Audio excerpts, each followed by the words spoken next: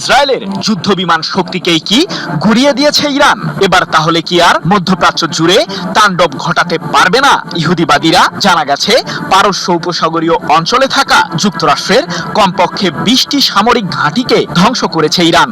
সম্প্রতি যুক্তরাষ্ট্রের MQ-9 reaper মডেলের আত্মঘাতী ড্রোনকে ভূপাতিত করার দাবিও করেছে ইরানের সর্বোচ্চ প্রতিরক্ষা বাহিনী IRGC, যাতে তেহরান ব্যবহার করেছে দেশটির নতুন শক্তিশালী এয়ার ডিফেন্স সিস্টেম। তবে কি আকাশ যুদ্ধে ইহুদিবাদীদের পরাজিত করতে সফল হয়েছে ইরান? ইরানের ক্ষেপণাস্ত্রের রেঞ্জের মাঝেই রয়েছে মধ্যপ্রাচ্যে থাকা যুক্তরাষ্ট্রের প্রতিটি সামরিক স্থাপনা, এমন ঘোষণা সাম্প্রতিক যুদ্ধের আগেই দিয়েছিল তেহরান। তবে কেবলমাত্র ঘোষণা দিয়েই নিজেদের দায়িত্বের ইতি টানেনি ইরান। যুদ্ধের ময়দানে মার্কিনীদের বিরুদ্ধে তুমুল উত্তাপ ছড়িয়ে নিজেদের সামরিক শক্তির জানান দেয় তেহরান, যার সাহায্যে মধ্যপ্রাচ্যে যুক্তরাষ্ট্রের সাম্রাজ্যবাদকে চ্যালেঞ্জ জানায় ইরান। আন্তর্জাতিক বিভিন্ন সংবাদ মাধ্যমের দাবি, মধ্যপ্রাচ্যের কমপক্ষে 8টি দেশে থাকা যুক্তরাষ্ট্রের 20টি সামরিক ঘাঁটিকে সাম্প্রতিক যুদ্ধেই ধ্বংস করেছে তেহরান, যেখানে কেবলমাত্র মিসাইল ও আত্মঘাতী ড্রোন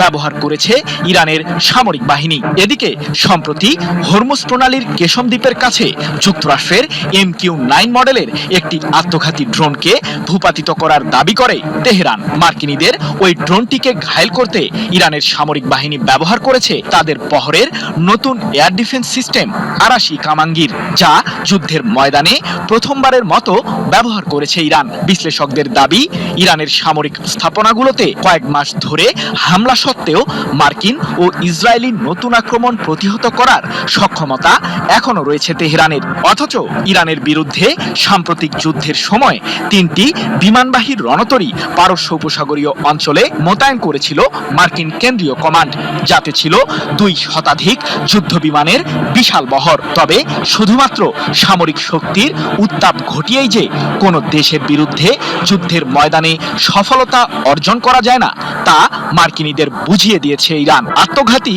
ও নজরদারি ড্রোনের মতো যুক্তরাষ্ট্রের কৌশলগত বিমান শক্তির মেরুদণ্ডকে ভেঙে দিয়েছে তেহরান, এমনটি জানিয়ে ইরানের সামরিক বাহিনীর শীর্ষ কর্মকর্তা ব্রিগেডিয়ার জেনারেল আলী রেজা এলহামি বলেছেন, শত্রুরা MQ-9, হারমিস 900S এবং লুকাসের মতো শক্তিশালী আত্মঘাতী ড্রোনের বহর মোতায়েন করে যুদ্ধক্ষেত্রে আধিপত্য বিস্তারের পায়তারা চালিয়েছিল। কিন্তু ইরানের পাল্টা জবাবে মার্কিনীদের ড্রোনকে ধ্বংস করা এবং তাদের সুনির্দিষ্ট সামরিক লক্ষ্যবস্তুতে আঘাত হানার মাধ্যমে সফল রণকৌশলের কার্যকারিতা দেখিয়েছি আমরা, যার মাধ্যমে শত্রুপক্ষের ড্রোন বাহিনীকে দুর্বল করে দেওয়া হয়েছে। 2 জুন এক প্রতিবেদনে